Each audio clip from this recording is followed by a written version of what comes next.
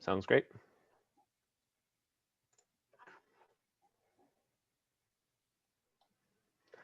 Hey, everybody. Thanks for joining us today. We're just going to have this webinar on Canada's energy transition. We'll be starting in about a minute or so just to get people time to join.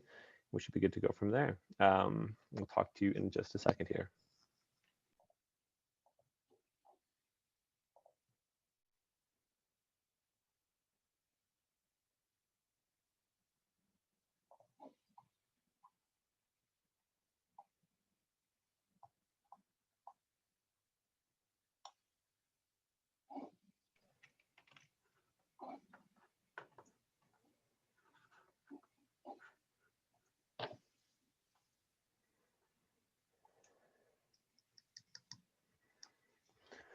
Okay, well, let's get started. So thanks everybody for joining us, Eco Impact 2021. Hopefully you've attended a couple webinars so far today. At this session, we have a couple interesting guest speakers as well as a sponsor we're going to talk to.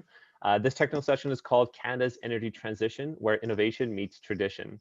And over the next 90 minutes or so, we'll be hearing from 3 industry leaders who will be talking about the work that they're doing and how it's going to shape and redefine the energy sector in Canada. So my name is Brendan, and I'm going to be your host for this session. I'm helped by our moderator, Laurel. But before I introduce our speakers, I just want to run through a couple housekeeping messages. So everybody is muted, all the attendees are, but we encourage you to use the chat box to say hello or ask your questions. We'll be doing a Q&A at the very end of the session, just so that all the guest speakers can have a chance to answer the different questions that you might have. And the session is going to be recorded. So we have a couple of other sessions going on right now on digital marketing for success and future-proofing the environmental workforce. So don't feel like you have to switch in between them. You'll get a copy of those so you can actually go and check them out as well. So before we actually start today's session, I'd just like to introduce Crescent Point Energy for their sponsorship of this webinar today. And I'd like to introduce Scott McNally, who is going to say a few words on behalf of Crescent Point. Scott is the Green Energy Advisor at Crescent Point, and he is also our keynote speaker last year at Eco Impact. Well, so thanks for coming, Scott. If you want to take it away and just say a couple of things, be my guest. Sure, I'll do a quick sound check. Can you guys hear me okay? Yep, you're good to go. Okay, perfect. So thank you, Brendan, for that introduction, and thanks to the hosts, Laurel, Hannah, Jennifer, Kevin, everybody else that helps put on this event every year. This is our 2nd year participating, and I hope to be part of many more of these. Thanks also to Brody, David, and Kayla Marie for being part of the panel today. So Crescent Point is a proud partner sponsor of Eco Canada. We have 13 co-op students starting in May that are sponsored by Eco Canada, and they are going to be working in sustainability, water management, emissions reductions, all of those types of things. Crescent Point, so I'll make maybe the 30-second pitch on Crescent Point, and then I want to make about 1 minute of comments on what the energy transition means. So Crescent Point has pretty aggressive emissions goals. We have several solar facilities operating. I'm responsible for developing the green energy portfolio at Crescent Point, including wind and solar, and fuel switching and emissions reduction, gas capture, all of those things. And I'm very proud of the work that we do, and I'm very proud to be part of the Canadian energy industry.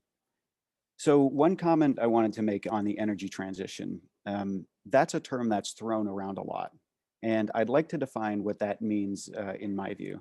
What I don't think it means is transitioning away from oil and gas to strictly renewables.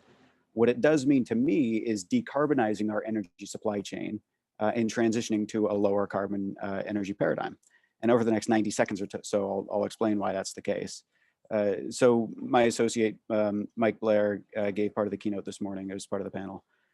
If you look at the United Nations IPCC's most aggressive 1.5 degrees C case, in 20 years from now, we're still using about as much oil and gas as we are today, and we can still hit our climate goals. To be clear, I mean, we use a lot more renewables and a lot less coal, and a lot of that puzzle is switching from coal to natural gas, but we use about as much oil and gas as we do now. So we decarbonize oil and gas, but it's still the largest wedge of our energy supply chain. And that's a good reason for, that's a good thing for a couple of reasons. So if you look at 20 years ago, if you imagine where you were 20 years ago, if you can imagine what 20 years ago was, 20 years ago, 1/3 of the world lived in extreme poverty. And over that time, we've moved about 2.5 billion people out of poverty.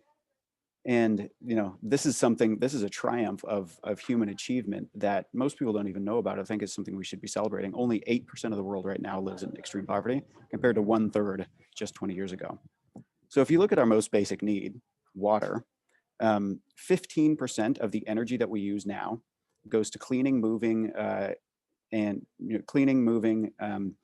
disposing of wastewater. Basically, 15% of our energy needs just goes to water. So if we relied only on wind, solar, and geothermal, we wouldn't even have enough energy to provide enough water for everyone. So, not even to mention things like clothing, transportation, medicine, food, manufactured good like cell phones and MRI machines and so on. So using energy is a good thing. It lifts people out of poverty, but it does come with side effects. And in this panel, I'm looking forward to hearing from the panelists on their views on ways to transition to a lower carbon energy system. And with that, I think that's my 2-minute summary. Thanks again for having me, and I'm looking forward to the panel. Thanks a lot there, Scott. It's great to look at kind of energy consumption, not just as what it means for moving away from coal, but the whole bigger picture, like you were saying there as well, for sure. So we have 3 great speakers lined up to chat today. Firstly, we have David Isaac, who's the owner of WDUSK Group. And then we're going to hear from Brodie Chalmers, who's the manager of opportunity and development at ATCO. And then lastly, it'll be Kayla Earl, who's the construction project manager at Enbridge. So each speaker will have about 20 minutes, and then we'll have, again, the group Q&A at the very end. So any questions you have, feel free to put them into the chat, and then who they're directed to. We'll have all the speakers be able to touch on them. But we want to make sure if you're directed to somebody, then we can ask that question to that person as well. So our first speaker here today is David. David Isaac is a longtime advocate for Indigenous health and environment. David is the president of the WDUSK Energy Group, which works with the Indigenous communities to harness the power of their renewable energy resources in tandem with broader community development initiatives like planning, food systems, and infrastructure development. Well, thanks for being here today, David. If you want to start sharing your presentation, I'll leave it up to you. Fantastic. Thank you.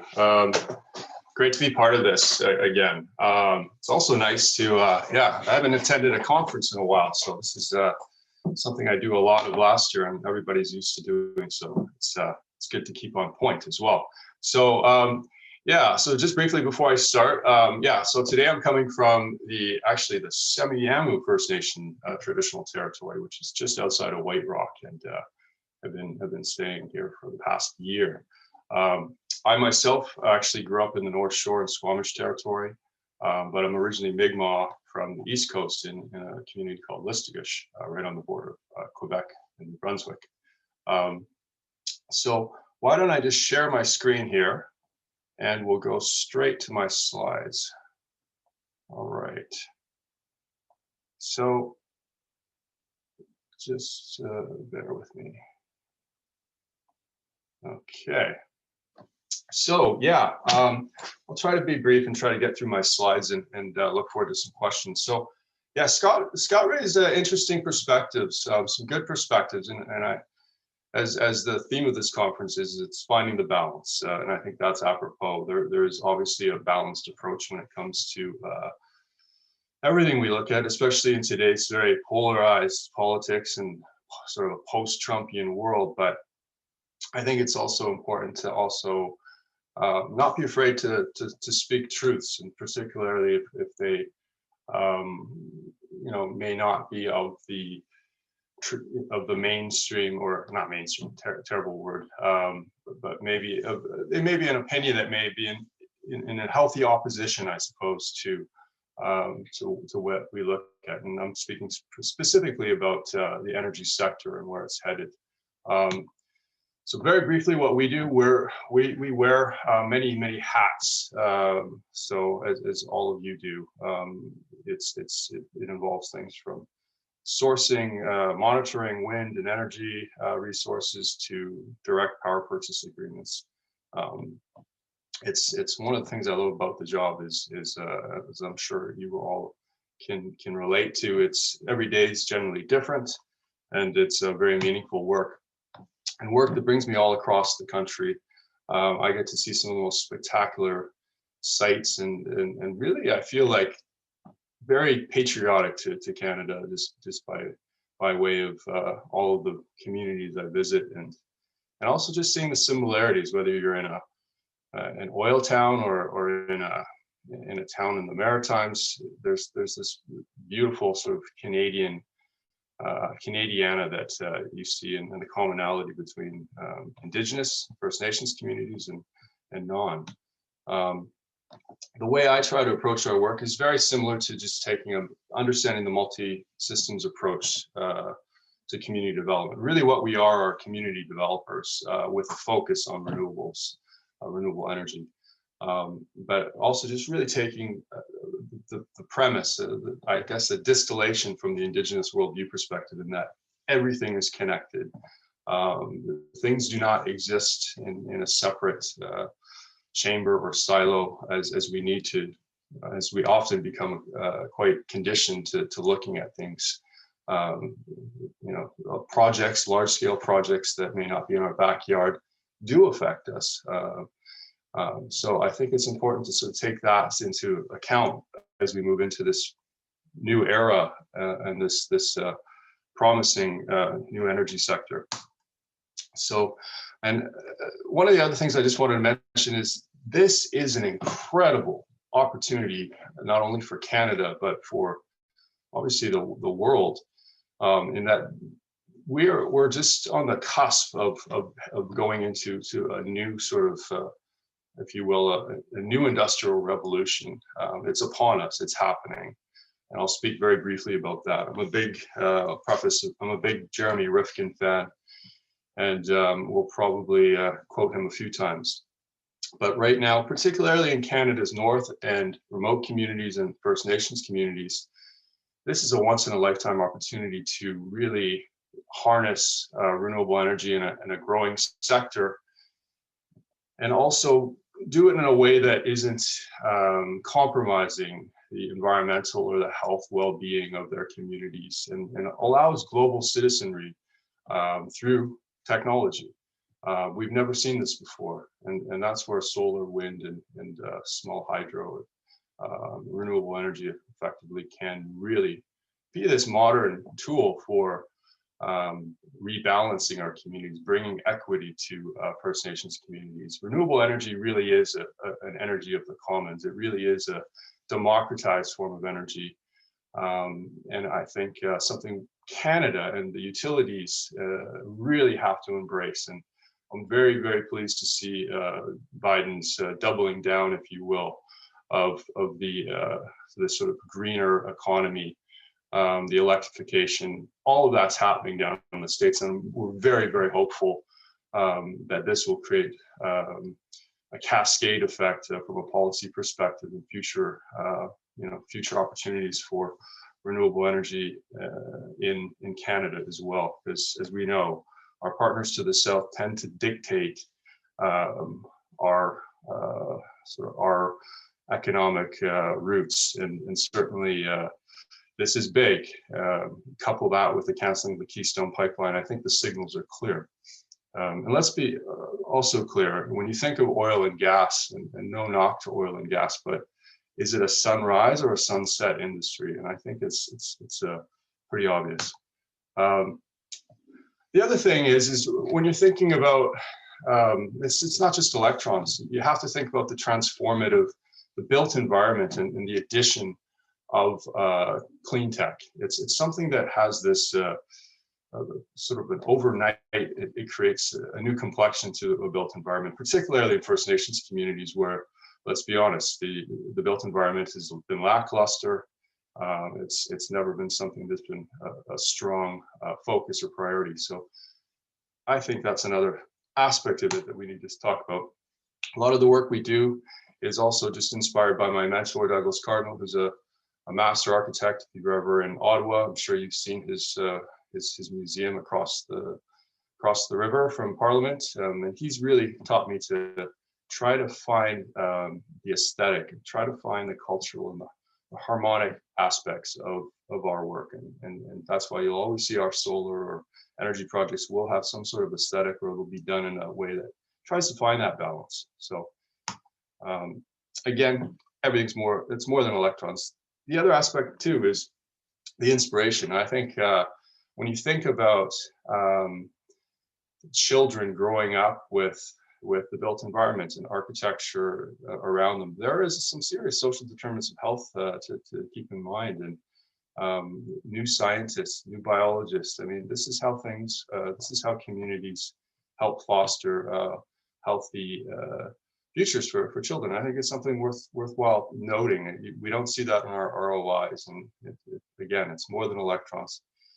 Beyond that too, and maybe just on Canada and Alberta perspective, I think right now is an incredible opportunity for not only transitioning to a more sort of global standard in terms of where everyone else is heading in terms of technology and energy sector, but also just the identity and understanding that the identity attached to resource extraction is something I think Albertans and Canadians alike are really starting to realize that this is an opportunity to change the identity and maybe diversify the way we think. So every day, every week, I can't keep up. A lot of these are old clippings, but I mean, solar energy has been on a price per watt basis, the cheapest form of energy. It's sort of displaced all the traditional forms. The price drop is staggering. I just also want to note, I always point this out, Canada actually is a world-class resource when it comes to solar. You couple the colder temperatures, better efficiencies, less heat loss, with actually a very robust solar resource, and we actually could, we need to do some myth bustings and I think embrace the solar potential. I think it's also just important to point out Germany on the top right, the sort of avocado 80s fridge color. That's their solar resource. Obviously, if it's not sort of that sort of citrus color, it's less rated. And if you look at Canada, we're actually much better suited for solar than Germany. And Germany is, you might be aware, has been a global leader in solar. So it really just shows you its policy, its local energy infrastructure, obviously, but it's also public awareness and consciousness that's really the driver. It's not the technology. You don't have to be in the Mojave Desert. All of this combined, regardless of the energy and the yo-yo politics of petrodollars and wars for oil and gas, all of that aside, regardless, we're already, you couple that with the fact that we're already into this third industrial revolution, as in we're seeing the convergence of the energy sector, we're seeing the convergence of new sources of energy, communications technology, new modes of mobility and logistics. All of this is becoming digitized, all of this is becoming decentralized, all of this is becoming really for the commons. And because of that, we are witnessing just the beginning of an incredible seismic shift towards a new form of energy distribution, generation, and management. And we've already witnessed it. And just think about music industry, just think of how you can download songs for free now. All of this is sort of heading in that direction. So we really have to figure out how to embrace it, how to use our brain capital and our brain trust here in Canada, and to also modernize our grid. Let's be honest, we have the electrical grid's been great, but it really hasn't been updated since it's a very Model T era grid. And so I would sort of just respectfully say that, of course, we're not going to power Canada solely by solar and wind right now. The onus is really on us to change our distribution systems and to really update our grid. There's a lot of jobs there to do. So we're going to see a movement towards more of this sort of lateral, decentralized form of resources, really. Not just energy. We're talking about food. We're talking about water. And how all of these things, how will these affect Canada? How will they rebuild Canada, if you will? So I think it's a wonderful time in history, a time to embrace things. So where we kind of are working right now is mostly this sort of nexus point, if you will, of food, energy, water, because those to us are really the pillars, the foundations of what makes a robust, healthy community. And so I think it's important for Canada to think more like this, and to also maybe redirect some of our financial resources and incentives towards becoming more competitive on a global stage. Because if we can be a top 7 exporter in oil, certainly we can aim for some clean tech. So very briefly too, this slide's actually out of place, but really and leads to my point. Renewable energy is really what's most abundant in your backyard. And so it really also takes away this have and have not, this, of course you've got coal deposits and oil deposits in one place. For things like wind and solar, this is generally abundant everywhere. This sort of levels the playing field, if you will. Obviously, some places are stronger than others, but I think technology will become very micro localized eventually. It also allows youth and communities to really sort of be active members in rebuilding their communities in very positive ways. And we've seen that with every community we've gone to over the years. But it's also important to note, again, borrowing from the States as well. The fastest growing job in the US has been clean tech. And I believe there's now over 11 million people globally, according to IRENA, involved in the clean tech industry. So it's definitely a very important opportunity from a governance perspective to start getting and maybe writing some of the reconciliation, as well as the need to rebuild local economies. Getting all of these sort of, we can nail a lot of these things in one shot, if you will. So very briefly, maybe I should, I think I'm getting close to my 20 minutes, let me know. I just wanted to sort of also maybe talk about the context of energy, to know the history of energy. It's one that is very steeped in colonization, and it's really been used almost in the same fashion as military. So I think it's important to know that when you go into a new community, particularly a First Nation, you're also providing something that is inherently loaded with meaning and symbolism, and I think the act of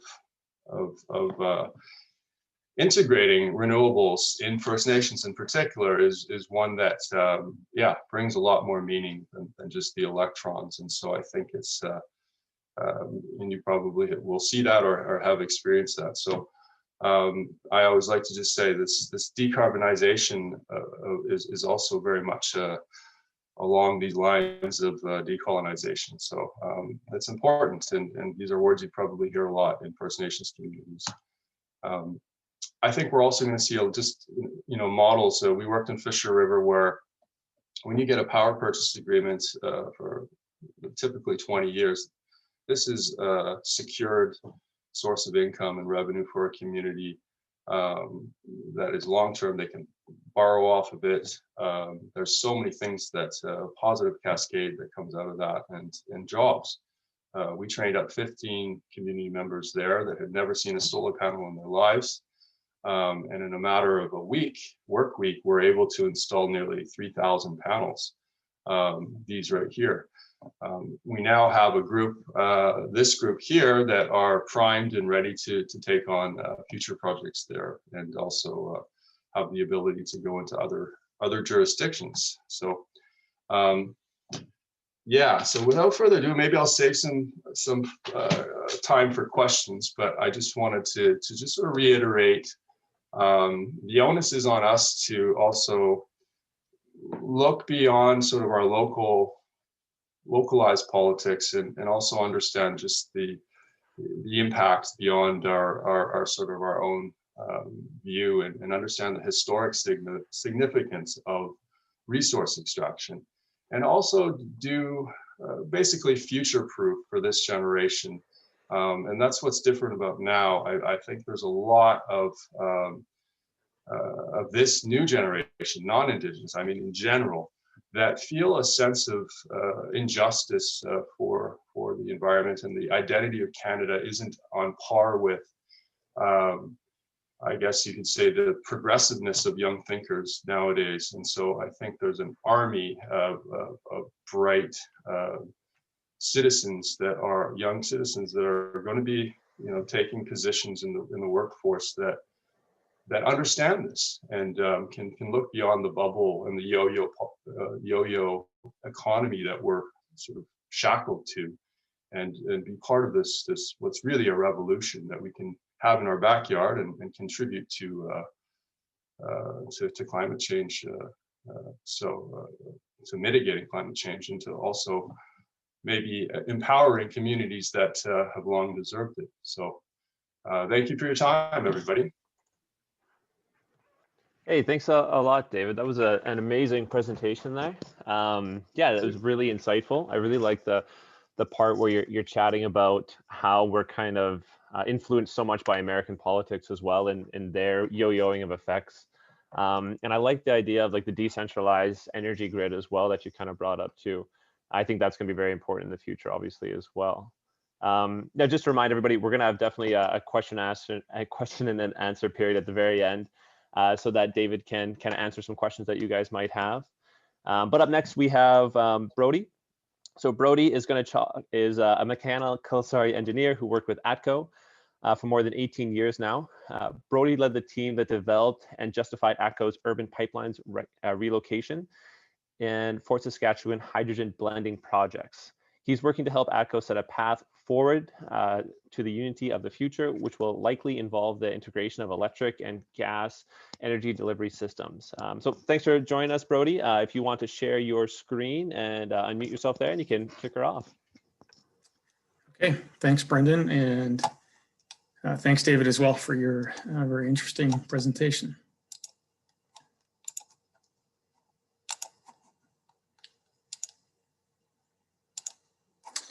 Okay, so this is a presentation not just about our Fort Saskatchewan blending project, which is really a demonstration of hydrogen blending in the natural gas delivery system, but also about why hydrogen and what are ATCO's views on the future of hydrogen, particularly in Alberta, which is where we operate primarily.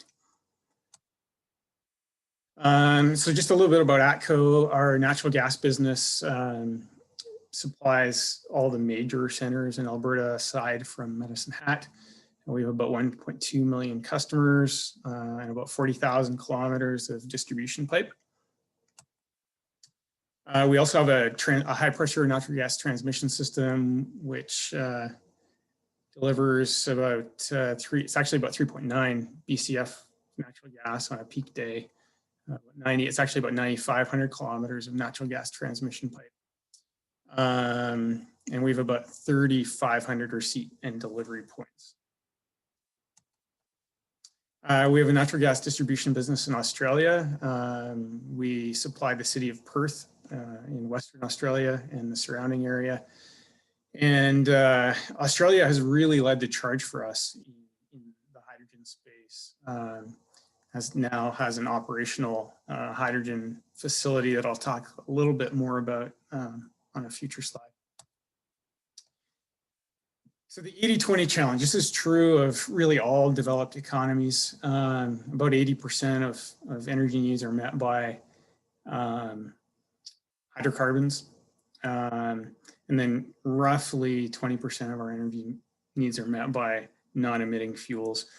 In Canada, we're quite fortunate in that we have an excellent hydro resource, and our electricity nationally, at least, is already very, very clean. In Alberta, we are an outsized contributor to GHG emissions in Canada. The bulk of that is in oil and gas and industrial operations. Our area, where ATCO serves heat, residential commercial heat, is about 8%. We also supply a number of large industrial customers, which is sort of in some of that's electricity, some of that would be in the industrial and mining areas.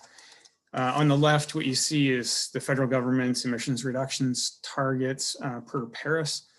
Most of the middle section is actually intended to be dealt with through the Clean Fuel Standard, which was recently revised to only include liquids. You know, some of the other reductions are primarily meant to be dealt with through carbon taxes. The energy delivery system really in the world, but certainly in Canada today is a bit scattered, and it's, you know, I would call it unplanned. The world's future energy delivery systems are likely to be much more planned than what we see today. And we believe they will include renewable sources as well as nuclear, bioenergy, and hydrogen will play a large role as well, because I think hydrogen's going to have a big part to play in enabling renewables build out. So just for a sense of scale, energy consumption in Alberta today on a cold day, about 2,100 gigawatt hours. It's actually probably closer. Last January, we probably hit 2,400 gigawatt hours. For our residential and commercial gas distribution system, you would need about 30 gigawatts of installed generation capacity. For the existing electric delivery system does about 11.5 gigawatts on a cold peak day. If you were to electrify transport in Alberta, you need about another sort of 10, 11 gigawatts. We have about 15 gigawatts of generation installed today. So, and we do have, under the previous government, we had set a target for having 30% renewables by 2030. So that's sort of 30% of that yellow line. So, you know, we're sort of seeing the magnitude of the challenge, certainly here in Alberta. The other thing I'll just point out is that we have an unfortunate perfect correlation of renewables capacity factors and energy demand. So when energy demand is high, renewables don't produce anything because there's no wind and there's generally very little sun. So storage would become incredibly important, and it's at a magnitude that just really it would be very, very difficult to achieve. This is just a comparison of energy delivery systems and their capabilities. So these are 3 large electric transmission lines in Alberta, as well as 2 significant natural gas pipelines. So these are natural gas numbers. If you were to look at hydrogen, you probably deduct about 15% from the capacity. The cost would be broadly similar. You can see that on a unit basis, if you want to move large amounts of energy, you should do it in a pipe.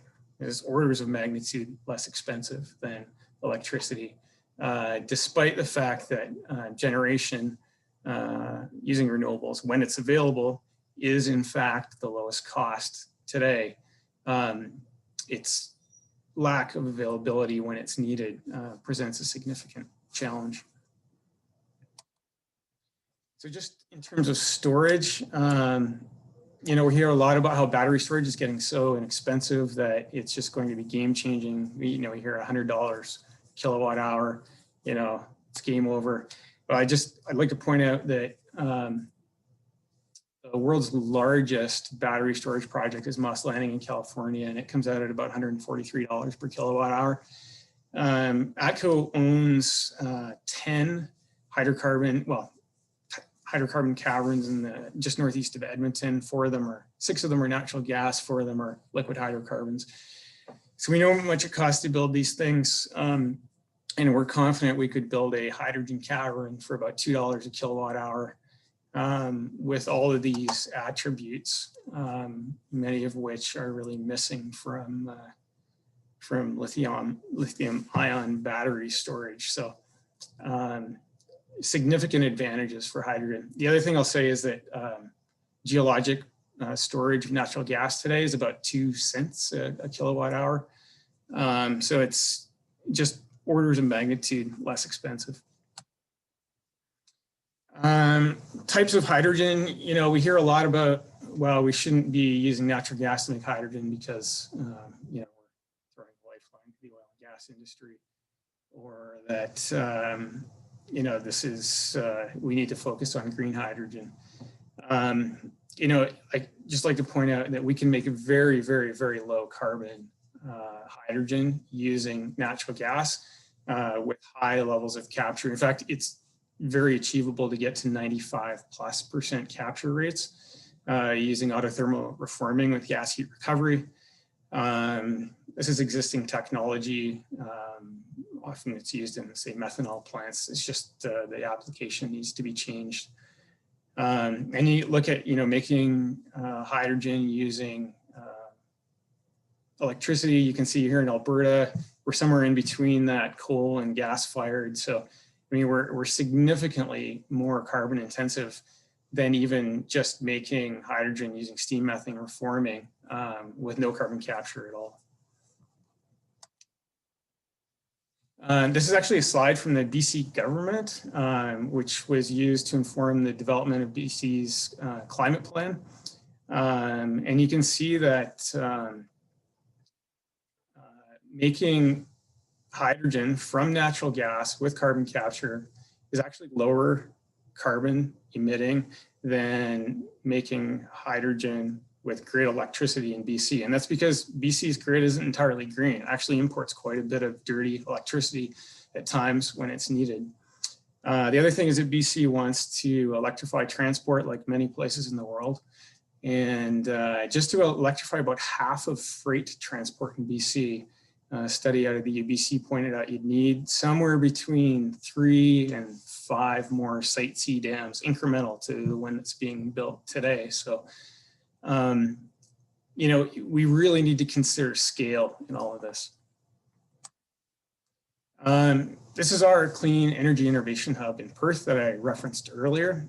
And what we've done here is we've installed a whole bunch of solar cells, and we've got the system has a brain basically. So it can store the electricity in a battery. It can use electrolysis to create hydrogen, which can be stored or consumed directly in the home. And then we can also use the hydrogen to run it through a fuel cell and make electricity for the home. And we can send hydrogen onto the gas grid, blend it into the gas grid. And so this computer system we have looks at market prices and activities and various things and kind of chooses what is the best place to either use or store the energy. This project, actually, a very similar concept has recently, is going to be developed in Los Angeles. We're working with Southern California Gas to develop something very similar there. They're sort of, they've asked if we would be able to share some of this with them, and they're moving forward on that. So onto our Fort Saskatchewan blending project. Honestly, the goals of this project are really about public acceptance for hydrogen, demonstrating that it's possible and safe. We're confident that it is. There's lots of hydrogen blending around the world today. But we need to change some things in our regulatory framework that, for example, don't allow us to invest in hydrogen infrastructure and get cost recovery on that. This would be the first of its kind project in Alberta. There's another one by Enbridge in Ontario right now, but this would be by far the largest. And really, this is just the beginning of what we're proposing to do. You know, if all goes well here, we would like to start looking at larger blending projects, certainly in the Edmonton region. And we do believe there will be development of 100% hydrogen communities going forward. Clean Energy Innovation Park is a much larger renewables to hydrogen project that we're looking at in Australia. We're one of 7 shortlisted projects from the Australian Renewable Energy Agency. Our final submission just went in recently, so we'll know soon whether we're funded to build this, but it's it's pretty exciting, and it's much larger, about 4 tons a day. Again, I talked about the Edmonton region opportunity, and here we see going to blend, probably not to 40%, but we believe you can go to 20% hydrogen in the gas stream without any changes in end use appliances. Again, for Alberta, this is a great story because it allows for continued exploration and development of our natural gas resource and all the associated employment, particularly in Alberta, rural Alberta. You know, field operators and all these sorts of jobs are, you know, really well-paying jobs, and really help power people's livelihoods in this province and across the country for that matter. We see hydrogen transportation, rail and freight, and rail and truck both being possible. A lot of the industry in Alberta actually uses natural gas to make hydrogen. So fertilizer producers, refineries, all these sorts of industries are making hydrogen. So there's a big market there already, probably actually bigger than our existing natural gas deliveries for commercial and residential heating.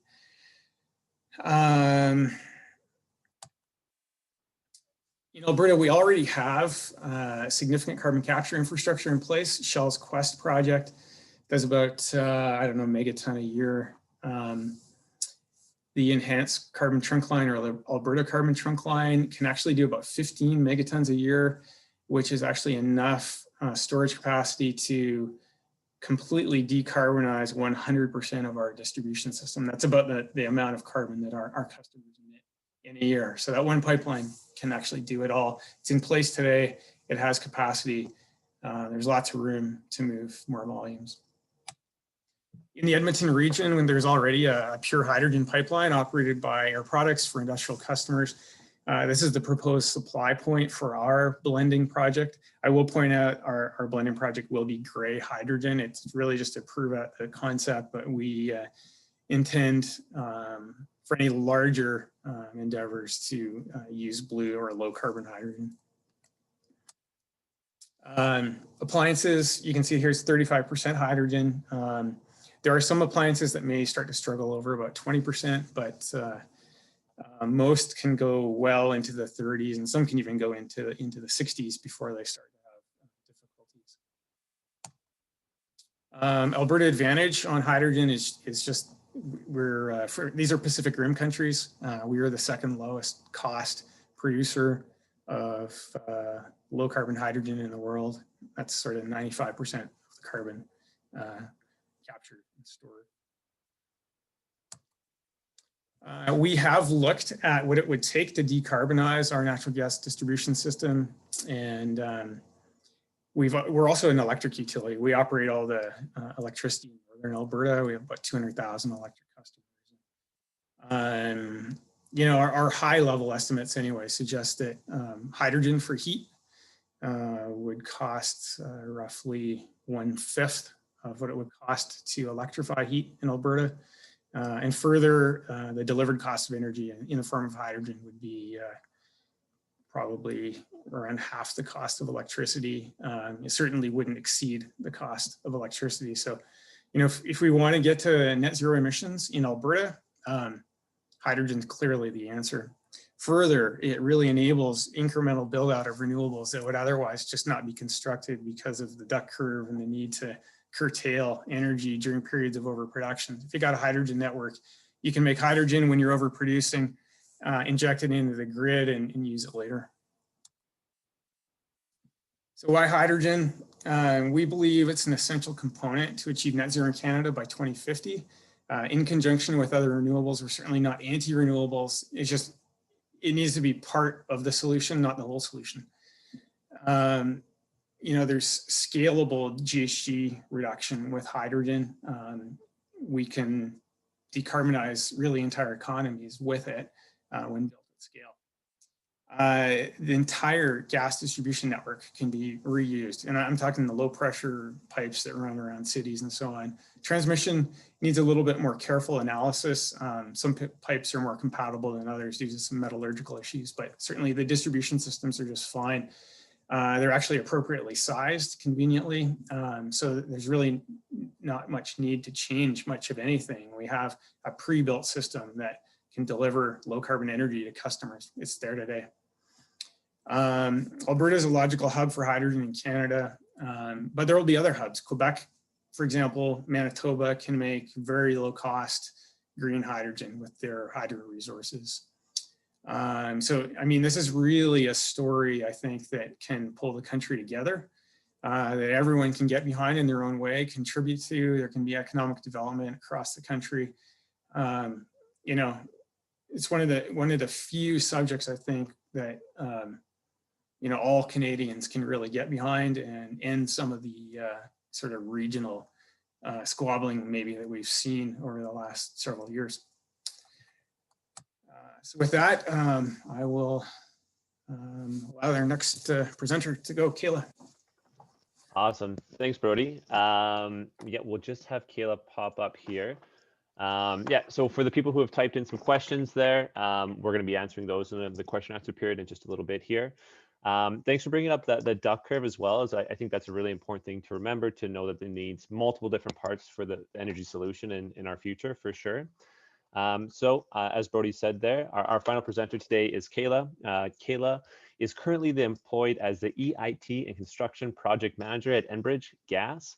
She's also a member of the Young Pipeliners Association of Canada and is a Vice Chair to the Indigenous Advisory Committee at the Canada Energy Regulator. Kayla delivers speeches regularly to advocate for Indigenous people and women in energy. So Kayla, if you're ready, I'll hand it over to you here. All right, miigwech for the introduction, Brendan, and special shout out to the conference organizers, Hannah Williamson and Laurel McLean, who are far more organized than I can ever dream of becoming in my life. So great job today, guys. Bojo Kanawaya, hello everyone. Ajnekwe Nawachagijik Indigenous. My name is Angel Woman Light Coming Over the Clouds. My English name is Kayla Earl.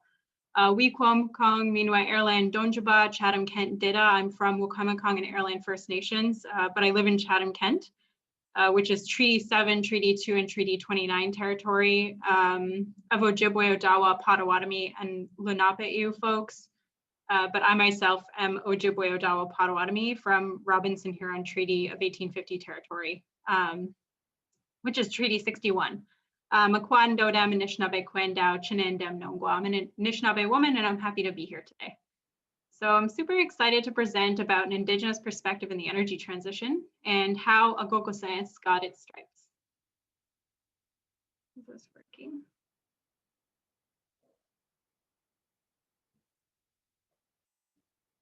Okay. All right.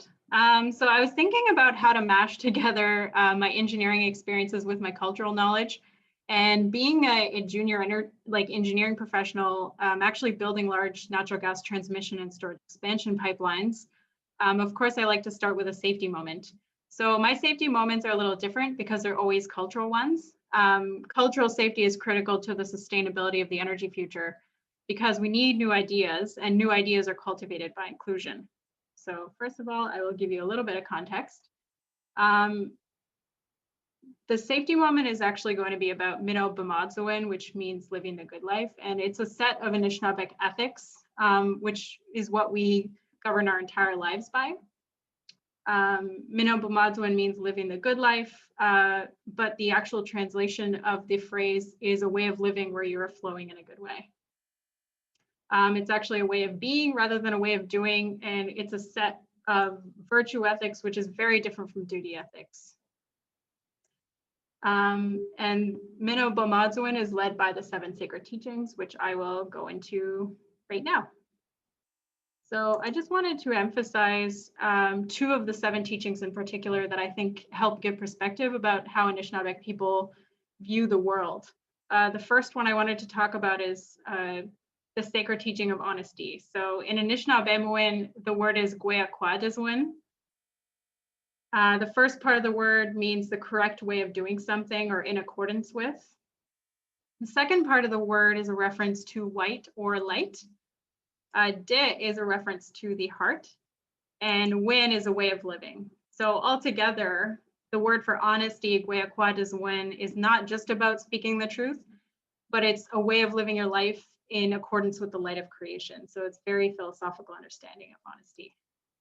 The second word I wanted to emphasize is the teaching of humility. So daba den diswin. The first part of the word daba refers to lowering ourselves or grounding ourselves towards the earth. And is thinking or thought. Is something that exists naturally. It's a state or condition. It's also existential, which is pretty deep. And I remember learning about this and being amazed by how complex our teachings are. And win is, again, a way of living. So altogether, the understanding of humility is a little bit different. It's a state of living where you have a grounded sense of self and the understanding that you are nothing without creation. And much of how Indigenous people view the world is based in this. So with those in mind, I want to tell you how the chipmunk got its stripes. The story actually comes from an Anishinaabe man who is in a region close to my territory. His name is Bam Gijik from Serpent River First Nation. So it is well known among Anishinaabe people that natural balance between man and animal is needed for all of creation to survive. At the beginning of time, the spirits requested this balance and made it into natural law. There have been many times over time where this balance has been tested and broken, going against natural laws set by the spirits. In one of those times, Anishinaabe decided to be wasteful and unkind to the land and animals. They overharvested and allowed their actions to be led by greed, walking over the food of the animals and scattering the bones of the animals everywhere, covering pathways and trails, and dirtying the water that the animals and Anishinaabe shared. And instead of holding counsel with the animals when the animal relations sent a bear to talk to them, the Anishinaabe killed the bear. The animals were furious. They were trying to solve the problem with the Anishinaabe. So they held a council meeting together. At the council, the chief of the animals, a great white bear, said, "We must kill the two-legged or there will be no more four-legged left." So the animals all got together and came up with different ways to kill the Anishinaabe and decided on cursing them with the strongest medicine that they had. The deer brought a curse that would cripple the two-legged. The wolf brought a curse that would cause cramping and nausea. The owl brought a curse of the brain that would stop the two-legged to the ground and killing them instantly. The bat brought a sickness to the lungs that would make it so the Anishinaabe couldn't breathe anymore. Many other animals brought many other curses. The attack on the two-legged worked, and they began to perish and suffer at an amazing rate. No one was immune to the war that the animals waged against them. The animals agreed amongst themselves that they would wipe the two-legged off the earth completely for the absolute disrespect for all of creation. All except for the chipmunk. The chipmunk decided to help the Anishinaabe try to figure out where the sickness was coming from and how to stop it. So Chipmunk went on a warrior's mission to tell the Anishinaabe about everything that happened. The Anishinaabe learned that their wicked ways had caused the sickness and agreed to be good-hearted people again like their grandparents were. So they gave tobacco to the plants to ask them to provide cures for the sickness that was spread upon the earth. The plants agreed because they wanted the war to stop and because they have compassion that is unmatched in the world. For every sickness, every curse, there was a cure from the plants. Life was restored for the people. The animals were so angry with Chipmunk for telling the Anishinaabe that they chased Chipmunk under some brush and scratched his back. And that's how the chipmunk got his stripes. The plants told the Anishinaabe that in order to prevent a curse from happening again, they must offer tobacco every time they killed an animal, to never waste the animal and respect its water and land, and to thank the animal for giving its life to the Anishinaabe. So the message here in this story is clear. Anishinaabe stories, and really all traditional Indigenous methods of learning, consistently tell us to think deeply about our connection to the land. This empowers people to consider the land and their relation to it first in their approach to problem solving in the energy industry, something that is so critically needed right now in oil and gas.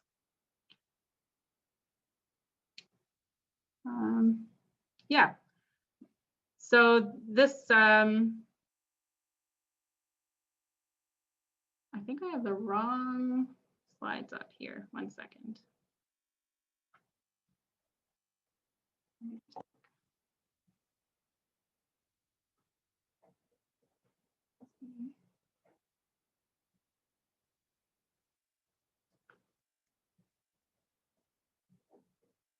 Sorry, everyone. One second. Let me just fix this.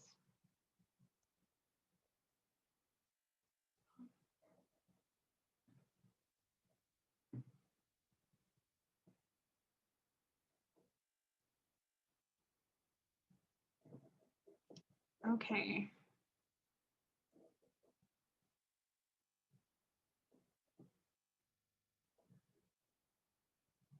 Sorry about that.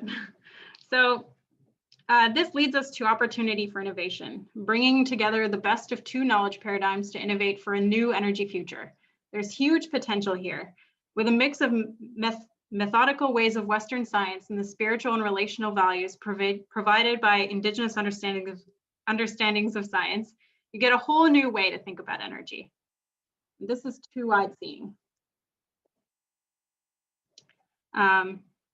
And really provides a pathway for us to do work in the energy industry in a really good way. But there's conflict. Yes, there is conflict. Born from hundreds of years of repression and genocide, conflict inside energy is a major problem on all fronts. But we can solve it, and I will tell you how. There are four main stages to solving all of this conflict. The first of it being respect. So respect is one of the 7 sacred teachings. And in Anishinaabemowin, the word for respect is menaje edewin. The first part of the word menaje means to cherish one another, take care of people, to give things their time. The second part, ede, refers to reciprocity, giving back what you take or mutual benefit. The last part is again a way of living. So respect to Indigenous people is a way of living where you're cherishing or benefiting one another in a reciprocal way. This understanding of respect is different because you don't really earn it. It just doesn't exist if it's not reciprocal. The second thing is inclusion of ceremony. Everything that is important to Indigenous people starts this way, and open inclusion of this is vital, especially considering Canada's history of genocide. This is how reparations and a relationship must be built, and this is how our people do things in a good way. Third, inclusion at the decision-making table. As I've heard many, many times before, conversations about Indigenous peoples and our lands and traditional territories needs to stop happening without us. This is a huge problem, and it's really at the crux of the majority of the conflict. Finally, the pathway to economic reconciliation includes fair negotiations and discussions about equity in energy projects, honoring of original agreements laid out in treaties, the Royal Proclamation, UNDRIP, and even through the assertion of Indigenous rights in the Canadian Constitution, as well as the Paris Agreement, all allude to tactics that include building up Indigenous communities. That's going to happen through fair negotiation and discussions about equity in energy projects. I'll also say that there are multiple organizations in Canada poised to build up buying power in Indigenous communities with capital. And what are those communities interested in, as was said earlier in this session, is the energy transition. That means that that's an opportunity for everyone in this gathering to be involved. So when you put all of these things together, what is it? It's just friendship. It's as simple as friendship. It's not majorly complicated. All of these things can sound scary, and oftentimes, they are, and they're hard, but really all these things can be built by building a friendship with Indigenous communities between our respective energy industries and all the activities that we're doing. So this leads us to the fact that truth and reconciliation efforts through friendship and mutually beneficial relationships what was starting to happen in the early days of Canada and degraded over time is what's going to propel the energy transition in a profound way. There's so much opportunity here.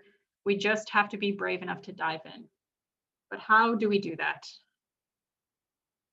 How is definitely a big question for someone like me. I'm Anishinaabe, but also an engineer building pipelines. So enter Avatar. So Avatar is a low carbon energy accelerator that serves as a safe third space for innovation between industry and academia, and helps empower young energy professionals across the nation to develop new business ideas to implement right inside the industry. It has 3 tiers, the first being a program to generate business ideas, the second is an accelerator to build and develop pilots, and the third is a commercialization via capital venture. Avatar has garnered massive traction across oil and gas, including sponsor support from Enbridge, Suncor, and TC Energy, as well as many other partner companies who are either sponsoring us or supporting the avatars throughout the program. The program itself is around 10 weeks, the first tier, and action-packed with superstar level talent, including leaders from Virgin Galactic and Virgin Earth, XPRIZE, and others, all from oil and gas, energy, and the aerospace sectors. All of these folks band together to share their knowledge with these young people so that they can rocket their ideas and their leadership potential directly into the industry. There's some amazing projects in the works, including retrofitting orphan oil and gas wells for geothermal, retooling pipelines for carbon capture, retrofitting existing and new infrastructure with pneumatics to reduce methane emissions, renewable natural gas, injection of hydrogen to reduce carbon emissions, nature-based climate solutions, new methods of energy advocacy, and so much more. Oil and gas is poised and beginning to lead the energy transition. The comparative advantage supplied by the existing and changing industry ensures it. So last week at Avatar, I had an amazing opportunity with my new friends, JP Gladue and Senator Marie Sinclair on Friday at the second session of Avatar. It was called Two Wide Seeing Indigenous Perspectives in the Energy Transition. During our discussion, we talked about the history of Canada, free and prior informed consent and what that means and what it looks like, UNDRIP and the Royal Proclamation, pressing conflict on pipeline projects with Indigenous communities, including Wet'suwet'en and KXL, and finally, how to navigate it all.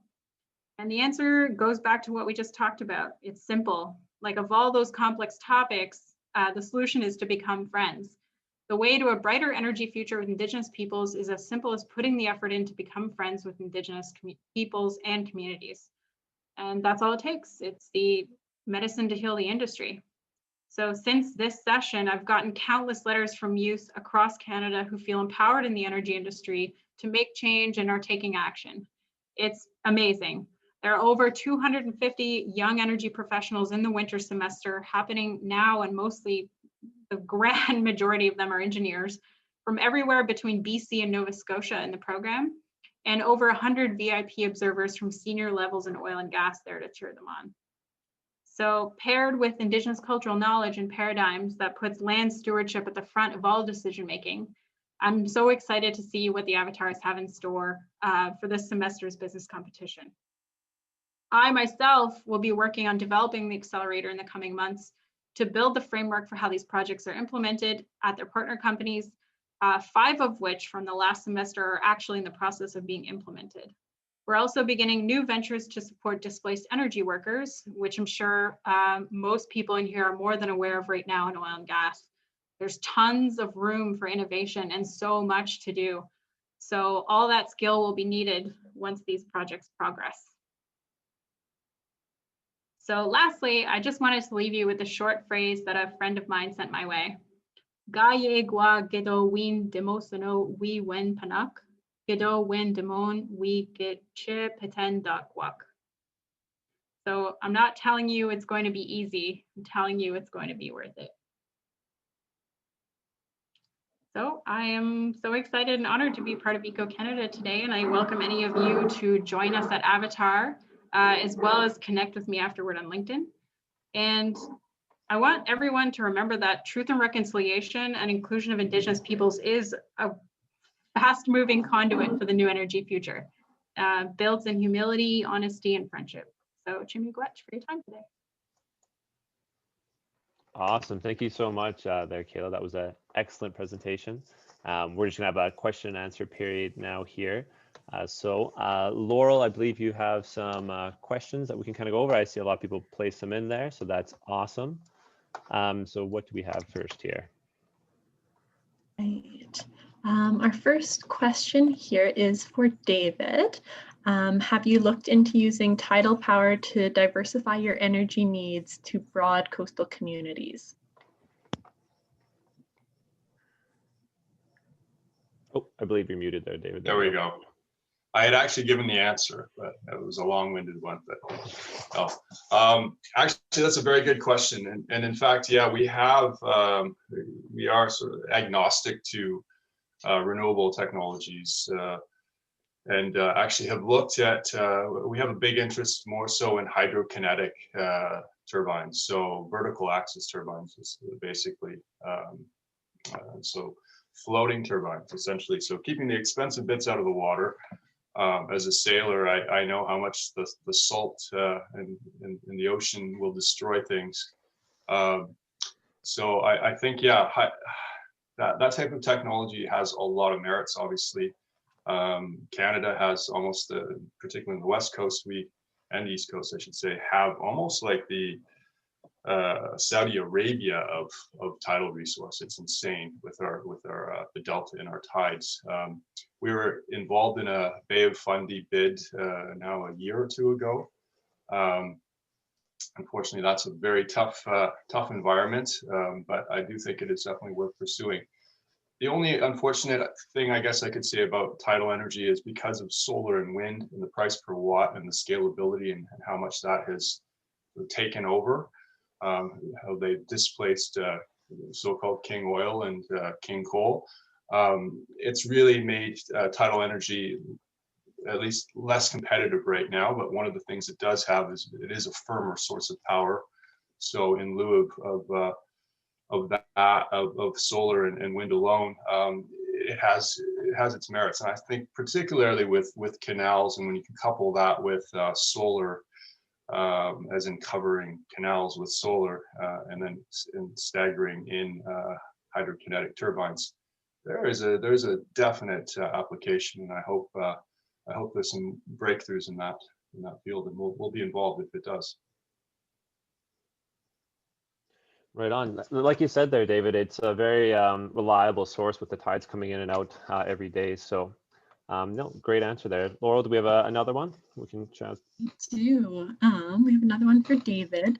Has there been any research done on the long-term environmental impacts of these large-scale solar farms, specifically on terrestrial ecosystems that could impact soil, vegetation, and wildlife biology? And what are your thoughts on this topic? Yeah, another very good answer, or very, very good question, I should say. So typically when we're looking at the footprint of, say, a ground mount solar farm, we'll typically put in about 17 feet of piling, and generally the great thing is solar is also, it goes up fast, as evidenced in Fisher River. But it also is, it can be decommissioned quite readily and with very little impact. We're always very cautious to find that there's a tension between keeping it in close proximity to the community, so it can become part of the community sort of design, but also knowing that, yeah, we don't want to limit future community development, as well as impact at all any of the the natural ecosystem. So of course we have to follow strict guidelines around that.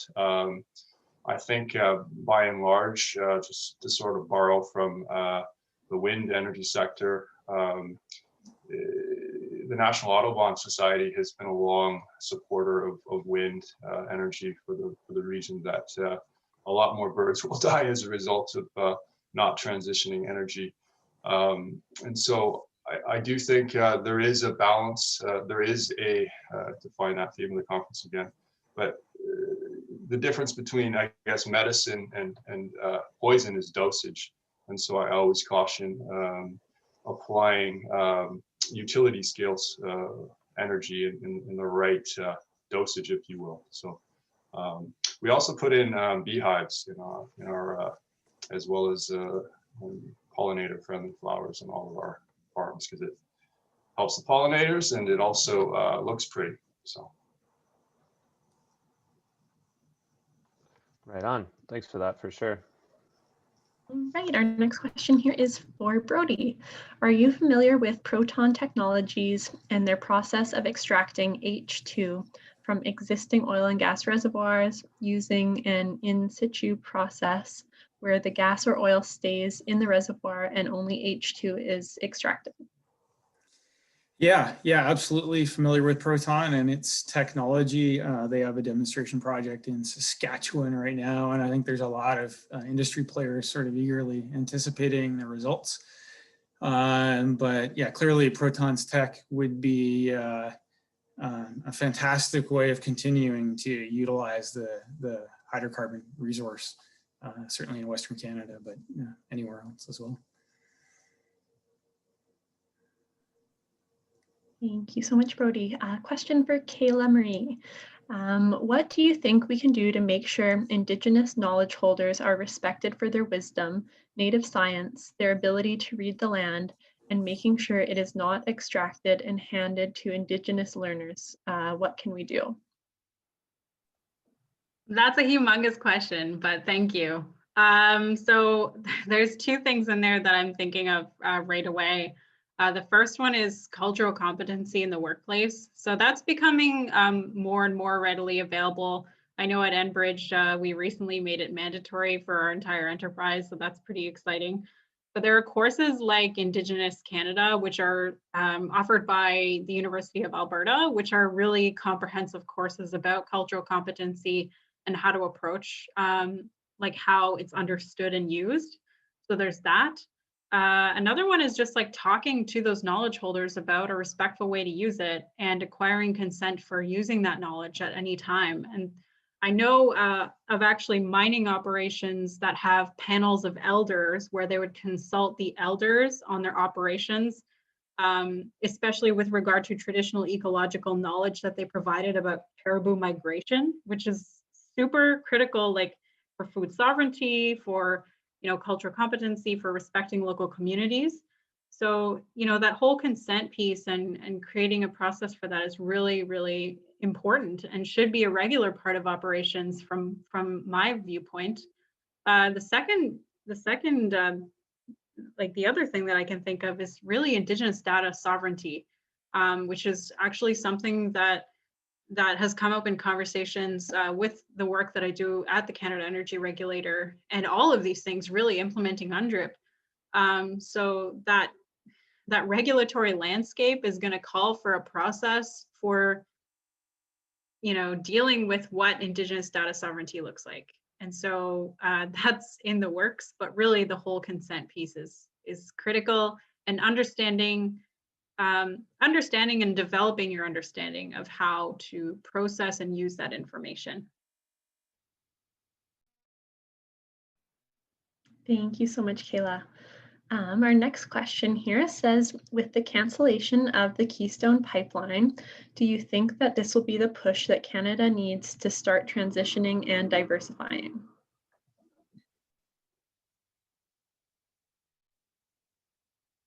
Was that for who? Who's that for?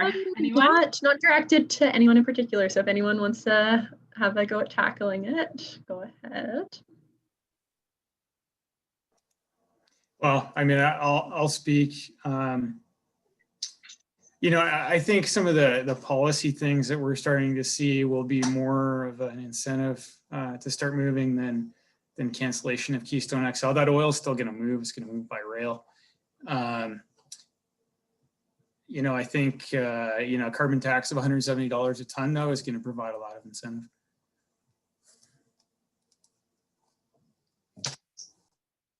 To add, I might just sort of just reference the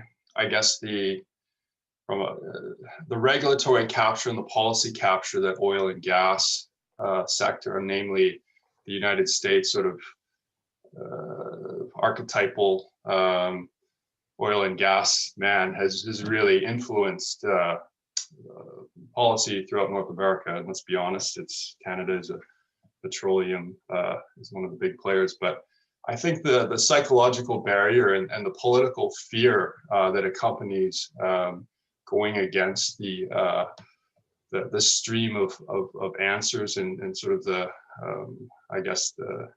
obedience to oil and gas, that's something that I think will have it'll send a strong signal to policymakers, and I think Canada stands to really benefit from Biden's leadership. So just look around the world. We're kind of losing a global race here. So again, it's not about intermittency or replacing oil and gas overnight. It's about really setting some priorities and also coming to terms with traditional metrics like GDP, like job creation. There's real myths around this with respect to what makes a strong economy. And right now, Canada is, I think, probably well positioned to take a lot of our brilliant engineers and environmental professionals and start reinventing or creating a new economy, because there is a rebuild of an economy that's happening globally, whether Jason Kenney likes it or not. So, Laurel, is it all right if I make a comment here? I know I'm only a quasi-panelist or sponsor, but I have a little bit of experience that might be relevant here. Back in 2011, 2012, I was a member of the Obama administration, and I started as a White House intern, and then I was a fellow at the US Department of Energy. And one of my projects was the Keystone XL pipeline.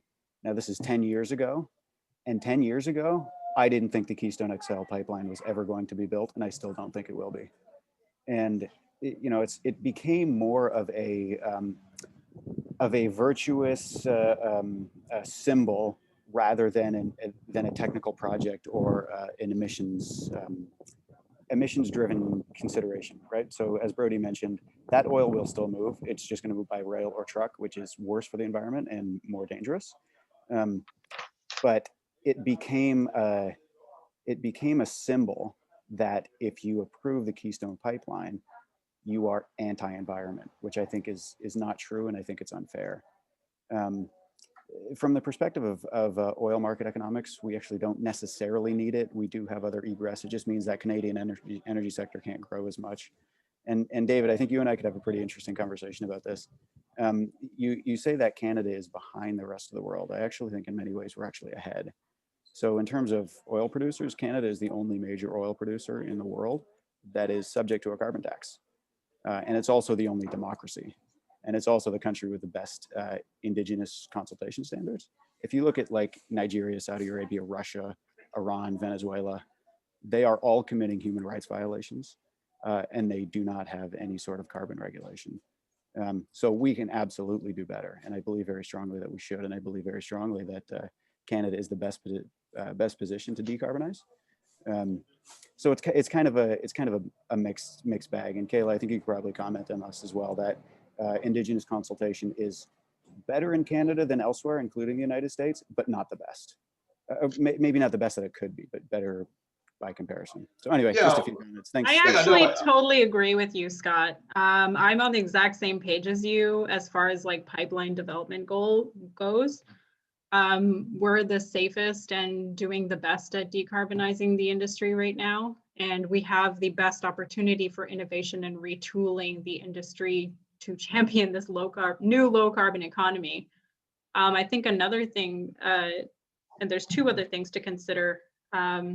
One is I read the Paris Agreement, and the Paris Agreement calls us to consider what other countries are doing right now and where they are in their industrial revolution. And I think it's really important that if we're going to be a country that's supporting that while decarbonizing at the same time, oil and gas is still going to move to those countries. So who's going to be able to produce it in a way that's also simultaneously being able to decarbonize the process, do it safely for the environment and for the people, and also improving the consultation process with Indigenous people while building those concepts of economic reconciliation and projects for those communities. That's really important, and it's why Canada is really the country best poised to lead in that way. And so, I think that supporting those projects and considering that global view of how export of our resources is going to impact the rest of the world and lead in decarbonization and setting the standard. The second thing that I want to mention is something really important that I talked to Senator Sinclair about actually, and it was what would resource development look like a decolonized method of resource development. So is oil and gas development the bad thing, or is it the way that we have historically done that? And I don't think that oil and gas is inherently bad, as you have mentioned, Scott. Like I think that that's unfair. And it was something, I'll tell everyone a story. I was an anti-pipeline activist for years, did tons of demonstrations. I traveled to Seattle and met with Al Gore and did the climate reality training. And then I got an internship at an oil and gas company, and it totally changed my world. It was so hard to accept this engineering internship because I thought I'd be drinking the Kool-Aid.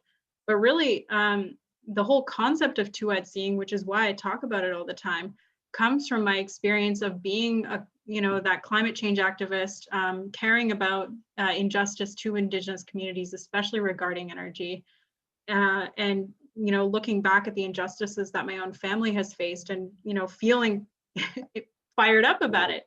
So when I got the internship, I was like, oh my God, like I'm going to be surrounded by people who don't care about the land or their families or Indigenous people. But I couldn't have been further from the truth. Like I had amazing opportunities to not only change the perspective of the people who worked around me, but they were welcome to that. Oil and gas is totally on the front step of the door to energy transition. This is what a lot of us care about and what a lot of us are striving for right now, especially as more young people enter the industry and take the helm in those leadership positions. So, I challenge that narrative that oil and gas isn't the one leading it, because I really think that Canada is the one. Oil and gas. I just want, these are great points, you guys. I just want to just sort of point to history and to technology curves, and just always oil has always led to a failed state. And I think just look to the South and really Donald Trump and the politics down there really epitomizes, I guess you could say, the peak oil sort of poster child. And I think this conversation you're having around comparisons to African countries is a slightly, I'd say that's a 10-year-old sort of spin or conversation. I say that respectfully. I just want to leave the fact that, talking about science and progress and trying to create a new economy, that maybe we should just think of things like we are in a 6th extinction event right now, and science will agree to that. I think nearly we're at risk of losing 50% of the species on this planet currently. The UN panel on climate change gives us roughly 10 years. So we're in real-time climate change. Yes, oil is going to move, but do not try to equate it to things like cultural identity in First Nations communities, because I can tell you one thing, the vast majority of First Nations communities that I work with, and do not speak for, but I work with, their Indigenous worldview perspective does not fit oil and gas extraction, for the historic colonial context of it, as well as we are disrupting the carbon cycle, the hydro cycle. This is bad science. This is the science. This is the technology of death. We're literally tearing up. We're exhuming bodies of carbon stored that Mother Earth and First Nations communities know this inherently, has by design stored well below the ground. And so philosophically, scientifically speaking, I respectfully disagree, but I look forward to future conversations with everybody. So, including you, Scott, it would be great to have some conversation. Yeah, I think so. Those are good points, David. And Kayla, you made a couple of good points as well. Maybe just one that I'll comment on. I think it is really important to be specific and to focus on the science and on the facts. The thing that, I'm not as concerned about a couple of feet of sea level rise as I am about the widespread biota disruption. And you talk about the 6th mass extinction event. So I looked at this in a bit of detail from, it was from the WHO and from the World Wildlife Foundation. The projections for extinction over the next 50 to 100 years, only 8% of them are directly attributable to climate change. Oh, is that all? Yeah, and most of it is from overfishing in the oceans and deforestation and a lot of land use changes. Like we've changed basically every square inch of land in North America for agriculture and for ranching and for urban development, all those things. I think they're all very important issues, and I think we should all treat them proportionally as important as the impacts that they have.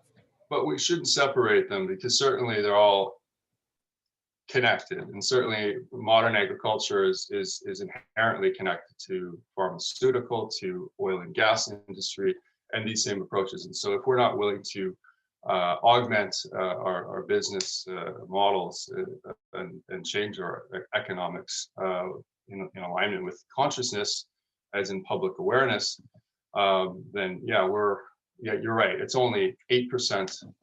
I'm sorry, 8% is a lot to me. So I don't know about you, but I think 8% is a lot. I think the Yeah. other 92% is also too much, right? I mean, I would these things agree. are very concerning to me.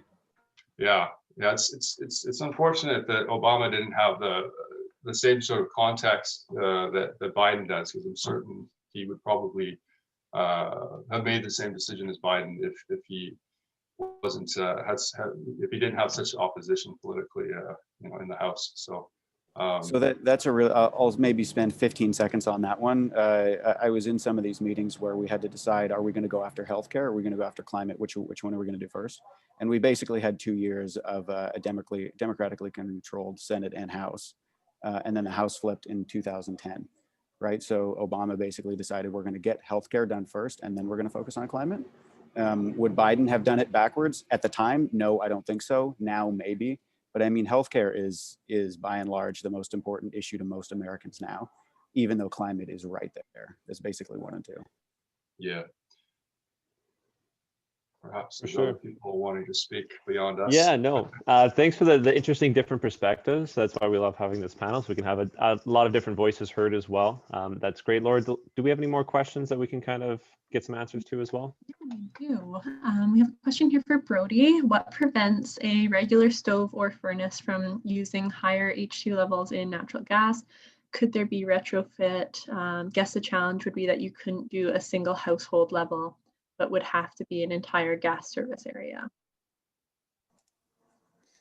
Yeah, that's right. I mean, the issue is that the flame speed with hydrogen is a lot higher, and you can actually get something called flashback. So it's like basically the point of ignition of the gaseous fuel ends up being kind of like down inside the burner. It's not dangerous, but it's not good for the performance of the appliance. So that's the main issue, is you get to these higher concentrations of hydrogen. Yeah, retrofits are possible. It's being worked on. I know DNVGL over in the Netherlands has converted the burners of industrial boilers, for instance, to use 100% hydrogen. I mean, it's not that different from converting a furnace from natural gas to propane, for instance.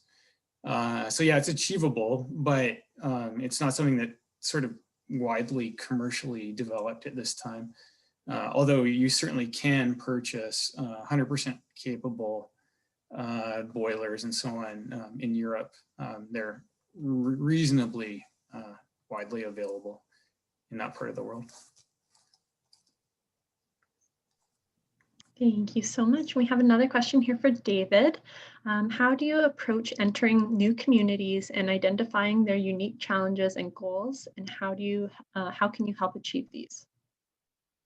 Yeah, again, good question. I think generally, yeah, when I go to a community, a lot of the invitations we'll have is by way of in the First Nations Indigenous community. It's word of mouth usually, or what we do is we do a lot of storytelling. So a lot of online media, a lot of documentaries. So it's sort of, we try to show the success of communities we work with, but I always just try to maintain as much humility as possible and really there to listen, and then just to really offer what sort of solutions that we know of, and if we don't know them, we'll sort of connect those. And to just to mention, we're also looking. This is to Brody.